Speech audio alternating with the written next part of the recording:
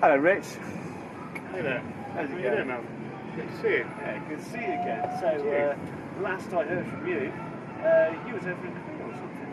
Yeah, well, we're a UNESCO World Biosphere area now, so we're part of the great international family. There's about 600 sites around the world, which are all world-class areas for nature and people.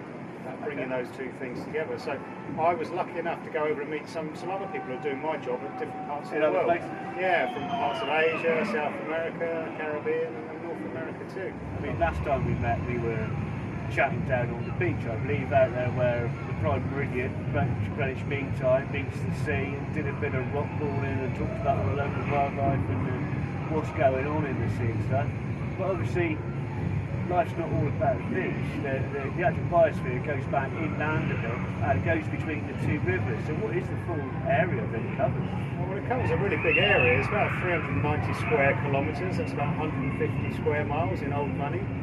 We're actually a little bit bigger than the Isle of Wight if you want a local comparison of what sort of area this covers. So as you say, it's not just about the beach. It does go between the two rivers. So our river's in the east, it's the River Ouse, flows down from Lewes to Newhaven in our area. And in the west, back this way, it's the River Ada, so it comes out of Shoreham by sea. Just not coming in from Newhaven Harbour, which is right there at Peacehaven. Yeah. Went on the beach at Towscombe Cliffs. Then I met David Jones over in Saltby.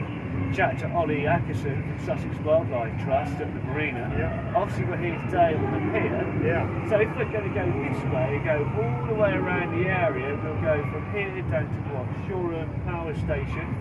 We're going to go just beyond Shoreham Power Station. We'll go to Shoreham Beach, so the other side of the river, beyond Shoreham Fort basically, and Shoreham Beach itself is an interesting location. Yeah. Lots of wildflowers that grow there in the summer months. There's a cycle route right next to it. There's a new Ada ferry footbridge that you can cross over from Shoreham, go and explore that wild area. That's an area that we want to see regenerated, and we want to see nature being part of the story. So it's not just all buildings and houses or industry, which is important. It's also the natural element and the importance of our local environment too, which is what the biosphere is all about. So do we follow the river inland then? So yeah, from Shoreham, what we'll do is we'll run upriver, so it's all tidal in that section. There's some great mud flats, for example, in salt marsh. It's a very rare habitat. Lots of birds, particularly in the winter months actually. Now's a good time, which they come from other places. Spend the winter here, feeding on the salt marsh, the mud flats, all the little bugs and beasties that you get in that habitat. And then moving up the river, and on those mud flats where some of those birds come in, I forget the name of them now, but they are indicated.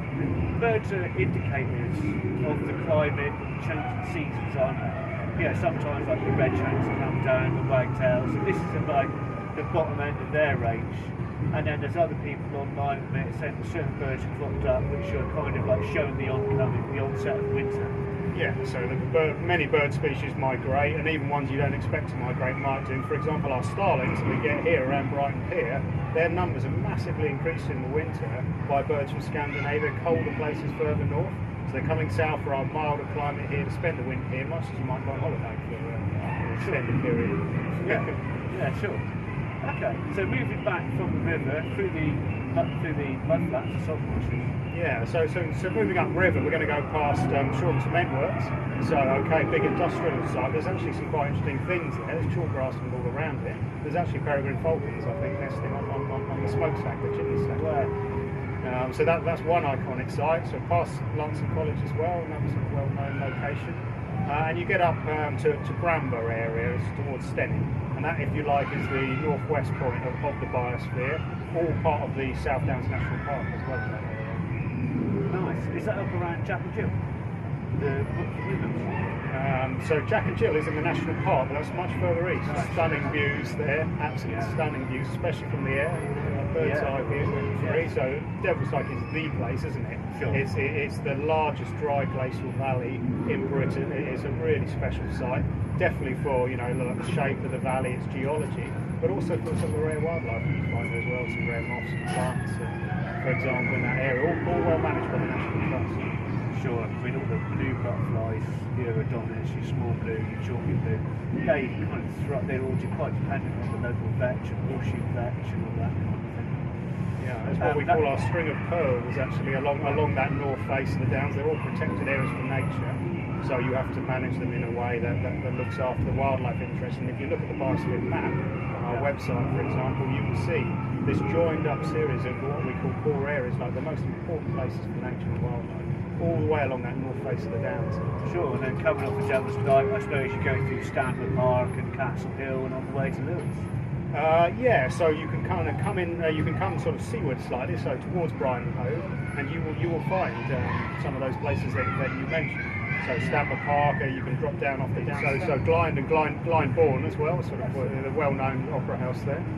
That is our eastern limit. So you've passed Lewes town by then, you've crossed over the River Ouse, you've got onto a different chalk block actually. You're off our main chalk block, which is what our whole Biosphere is based on. There's two different there's actually a sort of, there's at least two actually, but yeah, there's one big one, sort of all what we call the Brighton chalk block, between the River Aid and the River Ouse, and then just the other side of the River Ouse, east of Lewes, is what they call the Lewes Downs, where Mount Caburn is, which is another really special site of international importance for them.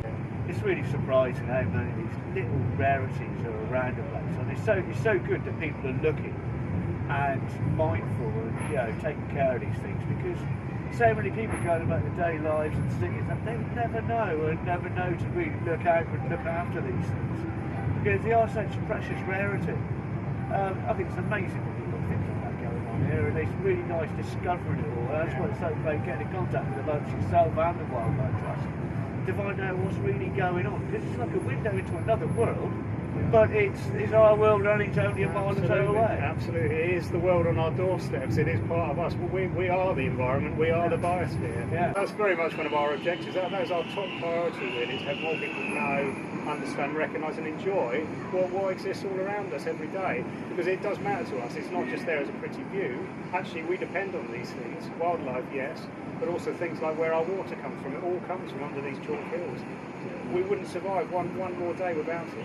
Sure, I mean, what I found quite shocking recently, and I don't know where you found it or no, but the World Wildlife Fund Healthy Living Report has just come out and said, on average, literally since the last biosphere came up in the 1970s, always end up hitting you with a high report, but it's only about 3 weeks ago they said 52% of wildlife populations have disappeared since 1970. Globally, is that? Yeah. That's on average. I mean, obviously some 7%, some 30%. Yeah. And I've had to mention it a good few times because I struggle to kind of get my head around it after millions of years. In one lifetime, we've lost one generation. We've lost half a thing. What's your thoughts on it? Well, what's your thoughts on it? We are facing a global extinction crisis. There is a crisis for biodiversity, for the things that we share the world with, the other living beings. And we are largely responsible for that as well, including for things like climate change as well, which we're driving, and that's also driving extinctions too. So really, I mean, it is about, the first step is about knowing, recognising what we've got on our doorstep, because that's our relationship, that's what we can potentially affect and impact, positively or negatively, and doing our bit really. If we can try to look after our local environment, that won't insulate us from everything that's going on around the world. We live in a globalised culture, but it is about everybody sort of, if you like, getting their house in order, and that's what we're trying to do at the Biosphere here. Sure. And I mean, don't be shy, get your hands dirty, get out and about and get out in the countryside, because that's my growing concern. That's why I do the show. Yeah. So if you do want to get out, well, apparently there's kind of like a top 10 here. I mean, let's not get into it now of what they are. No. But I think for this conversation, it's really great catching up again, Rich. Yeah, and you.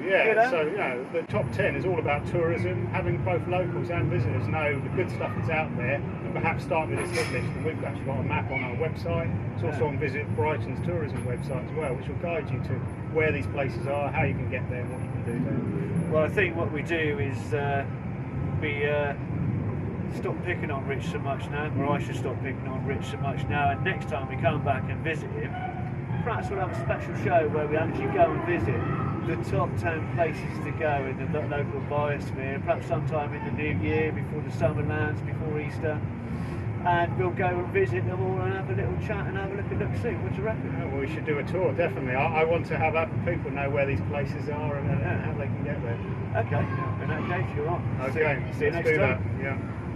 Good stuff.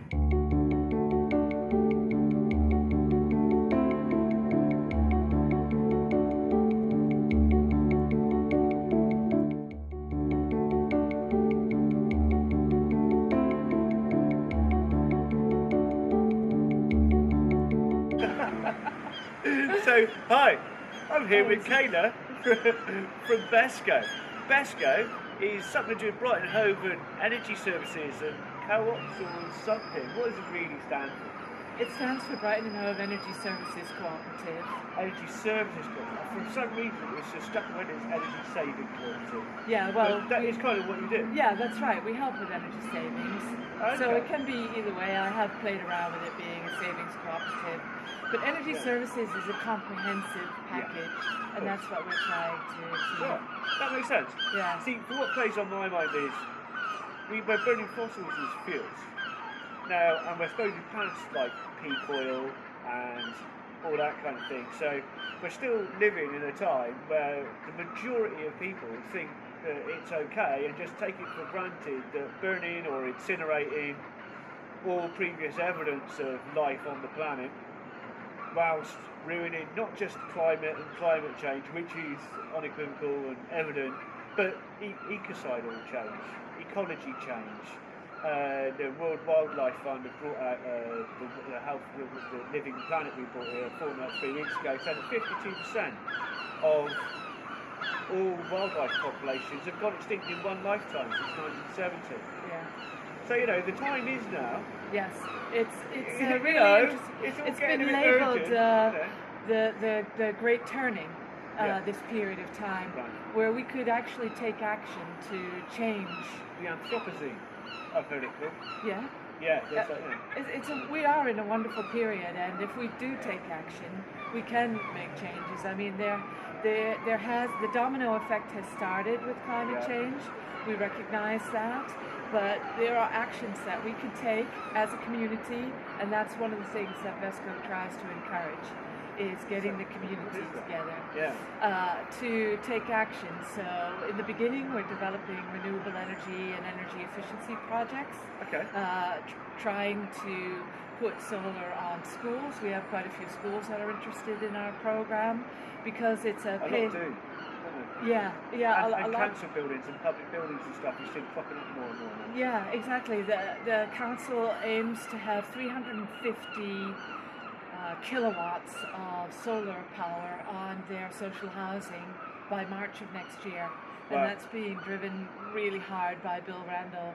I think he'd like to achieve something before he retires. Yeah, I saw him. It was on the latest TV recently on The Vote. They're talking about all the social housing and all that kind of jazz. Yeah, I mean, he's doing a fantastic job with the council, and we're trying to convince the council that they can actually do more by working with us. And that is a slow process, but we will get there. We're determined. Yeah, and I saw you on Caroline Nichols' video recently. Yeah, we support Caroline because Caroline supports the things that we're encouraging. So I've been led to believe, though, that apparently is a common myth that if you're in debt to an electricity supplier, you can't change.